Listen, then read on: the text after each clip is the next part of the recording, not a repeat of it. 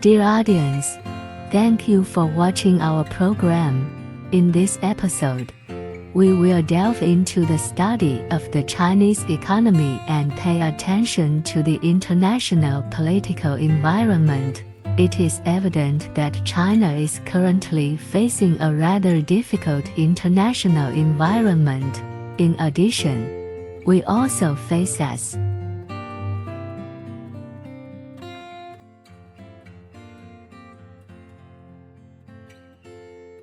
Let's take a look together. The United States has been closely monitoring China and putting pressure on us. China has taken the lead in countering the West, and Western countries are also troubled. Our development model is completely different from that of the United States. NAS first move is truly ingenious. We mainly talk about the current severe international situation, especially in the competition between China and the United States. China's economy has encountered many difficulties and problems. How should we understand the rapid development of China's economy over the past 40 years? We have transitioned from a stage of rapid development to a period of rapid growth, but at the same time, some problems and aftereffects have emerged, and now we have entered a period of adjustment, optimization, and consolidation. The current downturn and volatility can be said to be a state of adjustment. In addition, we need to see the competition between China and the United States, who can ultimately choose the path and system that align with their own interests. This has become a very difficult game. If we make an inaccurate evaluation, then the competition between China and the United States has entered a period of strategic stalemate. In fact, the situation in the United States is now very intense, with extreme suppression and blockade of China, including close surveillance, which has achieved certain results. Looking at the international political environment, we can see that China is indeed facing a very difficult international environment. In addition, we have our own problems, and the external environment also brings certain difficulties, and our economy has encountered some challenges. However, the endurance race between China and the United States is a long-distance race, testing not short-term outbreaks, but our endurance, resilience, and determination. In fact, Chinese people must be very proactive and curious about this kind of environment. The result is inevitably the outcome of the game between major powers. This is inevitably the result of active efforts made by major developing countries. The greatest common divisor obtained. China certainly has the right to make its own decisions, because China is not the one who has the final say. Although we are also one of the BRICS countries, we have our own way of doing things. And countries like India also need to agree. So, you can wait and see. The first batch of countries are these 5 countries, and the second batch may include major countries like Indonesia. However, we need to see this trend, which is causing more concern among Western media. What are they worried about? They say that the increasing number of BRICS countries led by China, whether it is adding 6 or more, has become an economic entity that replaces the G7. We have to say that in the past we called it the Global North, and then we had a trendy term, the Global South. When we see the BRICS countries expand from 5 to 10, do these 10 countries represent the Global South? What cannot be ignored is that China plays a leading role in the BRICS organization and mechanism because we have the largest economy. So we have to say that China is indeed cultivating on the land of the global south, and our development model is completely different from the West. We need to review what has been the development model of the United States from its founding to the present. In the past, it was through colonial plundering and military looting, with the US dollar as the vanguard, and with the US military and technology as the backing. They looted the world, constantly reaping crops, harvesting leeks, and harvesting wool from various places to achieve the prosperity and development of the United States. In fact, the prosperity of the United States is obtained through global harvest, including the conflict between Russia and Ukraine. The United States has indeed harvested Europe, and the harvested Europe has no temper at all, and obediently follows the United States. So, the United States indeed possesses intelligence and thinking. However, China is not like the. China has adopted a peaceful development model. This is a model of common prosperity. We emphasize mutual benefit and win-win cooperation. Why are these 5 countries, as well as other 20 countries, all lining up to join the BRICS countries? It is not because they have made a clear choice between China and the United States. The BRICS countries are also not an anti-Western organization. Some Western opinions say. China leading the anti-Western bloc is not that simple. What does this indicate? This indicates the strengthening of the global South's power.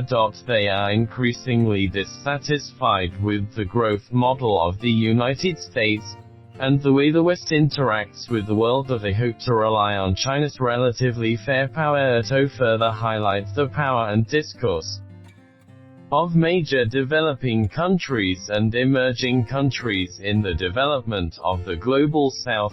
Therefore, they have made a new choice. This proves the strengthening of China's power, which is a fact. If you like our videos, please follow us. Thank you.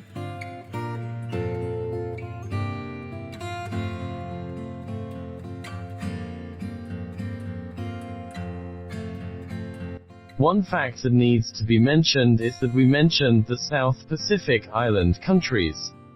Although these island countries are pearls on the sea, they are actually barren deserts of no value in the US global strategy. In the past, the US disregarded the South Pacific island countries and did not even include them in its vision.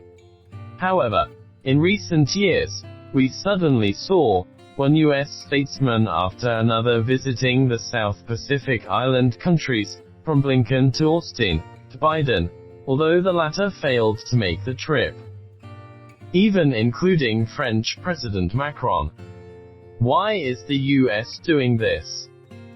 The reason is that the US sees China as its biggest threat, and has introduced its own power into the South Pacific. For example, last year, China signed a security cooperation framework agreement with the Solomon Islands, including a law enforcement cooperation agreement.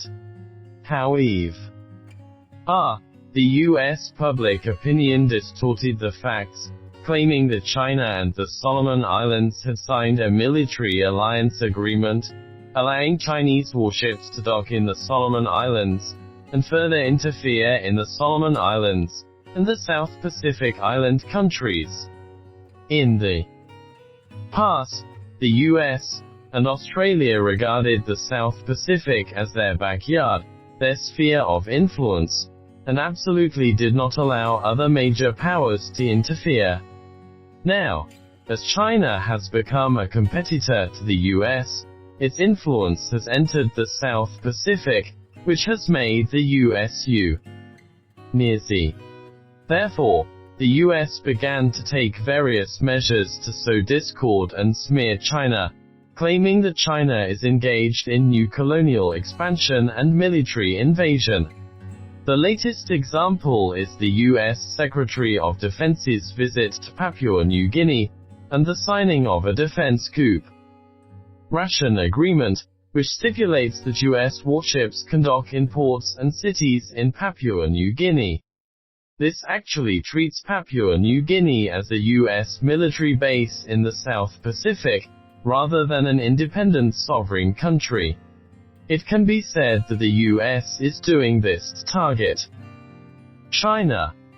In addition, besides providing assistance to the Solomon Islands, China has also sent law enforcement experts to Vanuatu to assist the country in maintaining social order, without any military or strategic intentions.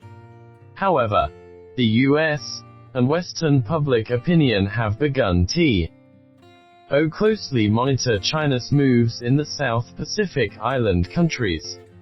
However, if we return to the strategic level, why does China attach importance to the South Pacific island countries? In fact, this is part of the fierce competition between China and the US in the second island chain.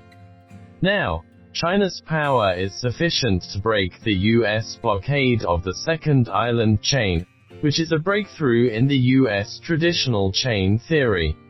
This also proves to be the latest evidence of China's power entering the ocean, the Blue Ocean, and engaging in deep global competition with the US. Especially in the global south, especially in these places that have been deprived, neglected, or exploited by the West. China is now entering this forbidden zone, and developing strategic relationships with these places through peaceful coexistence and win-win cooperation. We are not just in a close competition with the United States. If they block us, we will counter-block. If they besiege us, we will counter-besiege. In fact, we will bypass and expand China's own power in a broader vision and space. This is a preemptive move by China. Therefore, many people say that China and the United States are playing a game of Go, which is truly a clever move. We also need to talk about the game between China and the United States, which is bound to be a protracted and stalemate battle. We can look at history. How long did it take for the United States to rise? From the introduction of the Monroe Doctrine in 1823, declaring the Western Hemisphere as their sphere of influence, to 1944 when the US dollar officially became the world's currency king. From that time on, the United States propelled itself to become the world's leader. Couple with their victory in World War II. You see, if you trace back the time, it took the United States 120 years to truly ascend to the position of world champion. The UK took even longer. In 1588, the UK defeated the Spanish Armada, and it wasn't until the Victorian era in the 19th century that the UK truly became the ruler of the world, taking 200 years. China will not follow the path of colonization and plundering like the UK and the US. But our rise is not without challenges.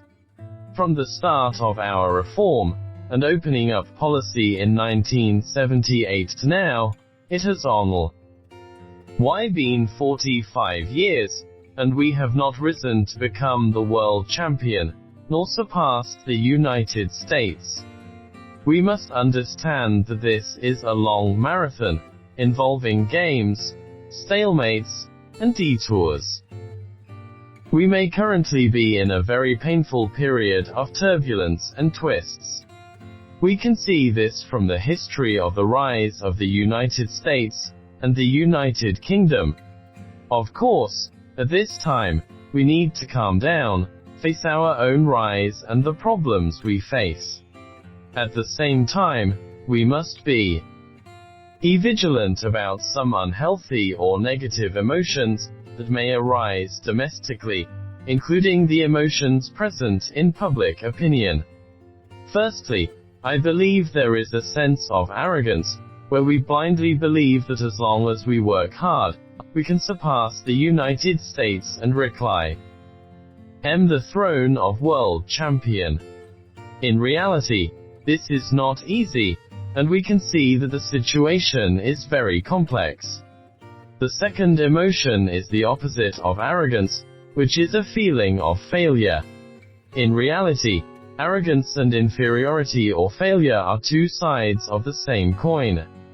When we face temporary setbacks and difficulties, such as the economic challenges we experienced in the first half of this year, many Chinese friends start to feel disappointed and discouraged, thinking that China is not capable and will never catch up to the United States, and even believe that we will fall into the middle-income trap. This emotion is a feeling of failure. The third one, in the midst of these different emotions, we have developed a very complex emotion. Under the influence of these emotions, we have also developed an extreme sense of nationalism. Nationalism itself helps promote the growth and progress of a nation and country, but if it becomes excessive, if it becomes extreme, it will also affect our understanding of ourselves and others, including our opponents. Therefore, extreme nationalism and even the trend of populism are also something we need to be vigilant about and face. Of course, the competition between China and the United States is a protracted battle, and China is entering a long, difficult, and complex stage of strategic stalemate with the United States. We have full confidence, sir, in China's rise. Do you have such confidence in China's rise? In this episode, we focus on China's exploration and breakthroughs in the political, especially the geopolitical field. In the next lecture, we will talk about our opponent, the United States, in which areas they are ahead of US and what aspects are worth learning from. This is a long process of breakthrough, destined to be a process of learning, making up for deficiencies, and progressing. I wish China success in this breakthrough. How do you view China's difficult breakthrough? How do you view the groundbreaking progress China has made in these areas? Do you think the future outcome of the competition between China and the United States is predetermined? Feel free to interact with me at any time. Thank you for watching, and thank you.